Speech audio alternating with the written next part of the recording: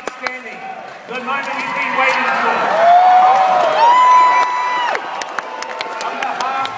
On behalf of 21st Century Education, it's an honor and privilege to welcome, all the way from the United States of America, a gentleman that we all may have first heard of when we watched the movie Conan the Barbarian, or The Terminator, or Twins.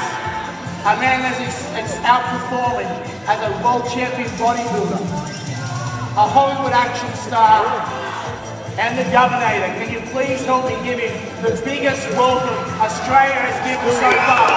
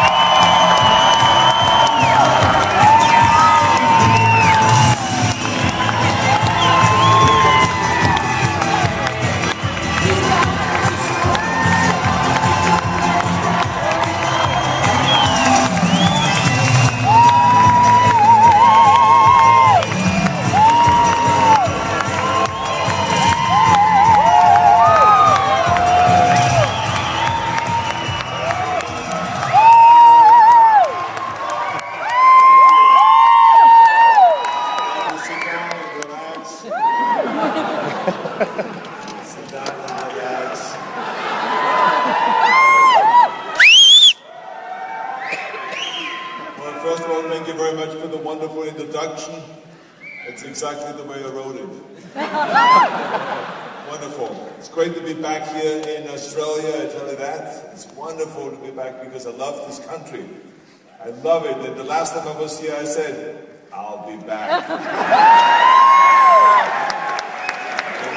So I'm back, and it's really terrific. And I tell you, one of the great things that I always will remember is that I won my last Mr. Olympia competition here in Australia. In Sydney at the Sydney Opera House. And I remember that how proud I was that we were at the same stage as those greats like Pavarotti and Frank Sinatra were performing at, and also the same theater where the Queen Elizabeth watched the opera there, and Pope John Paul held Mass. Which is a movie we did 45 years ago, and you went right into the toilets. I mean, so I understand that you didn't like the movie. But no, seriousness, everywhere I do go all around the world, and people always ask me, what is the secret to success? And I always tell them, I said, there's a short version, and there's a long version. The short version is very simple. You got to have a 22-inch bicep. That's number one. Second, you've got to be able to kill predators with your bare hands. Third, you have to be able to travel back on time. Travel back in time and save the human race. And number four, you got to have this charming Austrian accent. But today we don't have to do the short version because we can do the long version, because that's why I'm here, to talk to you about what makes one successful. Now, I have had 5 rules always in my life that make me successful. And I think that those rules are the most important thing that always saved me. And I believe that these rules also apply to anyone else. Everyone can use these rules. You don't need to be a bodybuilding champion. You don't need to be governor of California. You don't need to be an action star. No, anyone that wants to excel in whatever you do, those rules are for you. First, I want to explain to you that I was always very hungry. I was always very intense. I always wanted to be, just even when I was a kid, I always wanted to be number one. I wanted to get to the top. I wanted to be the best. I never believed in just getting by. Now, I have nothing against people that just want to get by, because there's many roads to happiness. But I think that you all obviously want to be winners, and so my rules are for you. Now, the first rule is find your vision and follow it. I think it is the most important thing that we have a very clear vision, a very clear goal, a dream, something to shoot for, and what is our passion. So I found my vision, luckily, in a very unique way. I was in Austria. I grew up after the Second World War. There was depression. Austria just lost the war. We were occupied by the Allied forces. So all the Austrians were, of course, pissed off about that. And there was a lot of alcoholism. There was no food. There was famine. And of course it was also very small and constricting. I could not wait to get out of there, to be honest with you. I couldn't wait to escape that place. I couldn't see myself living there and working there, maybe in a factory or working there on a farm, being a farmer. I couldn't even see myself following the footsteps of my father, who was a police officer, even though that's what my parents wanted me to do. They wanted me to become a police officer and live the regular Austrian life, to marry a girl by the name of Heidi, to have a bunch of kids, and to run around like the von Trapp family in The Sound of Music. But that was my parents' vision, that was not my vision. And I was very fortunate that one day in school I watched a documentary about America.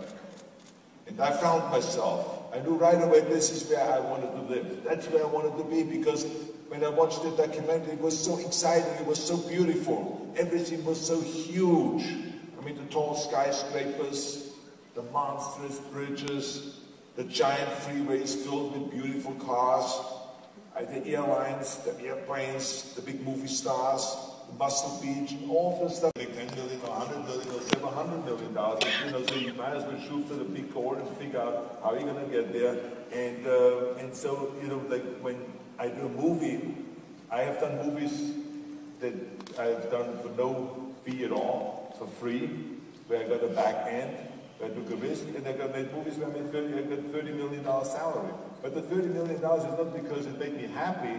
The $30 million is because that's my value. I want to make sure that I'm the most valuable player in the movie business.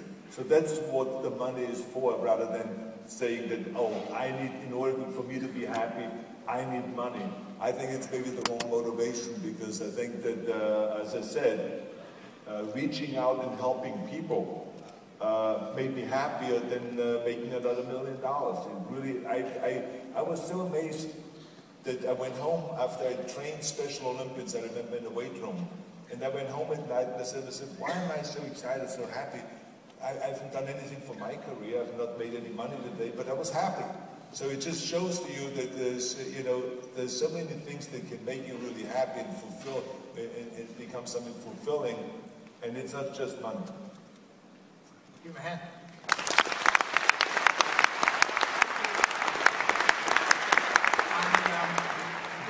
Bill Gates once said that often in life we learn more from our failures than perhaps our success. So they said, you say the line. I said, what line? He said, I'll be back. And I said, I'll be back. And they said, no. And I say it the way you say it in the movie. And so I said, I'll be back. And said,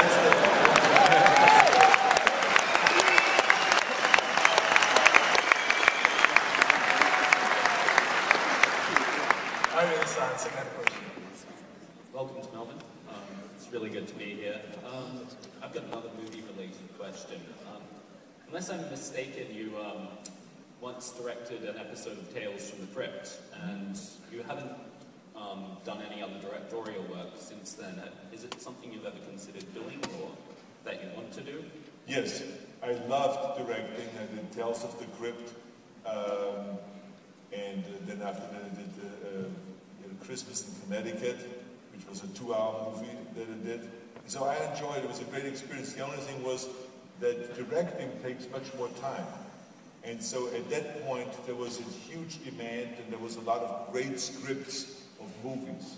And so, one after the next came in, and so I didn't really have the time to direct, so I continued starring in movies. And I said to myself, one day will come and I can back off a little bit from the acting and then get more and more into directing. So I still have a great interest in directing, and I will be directing in the future again, yes.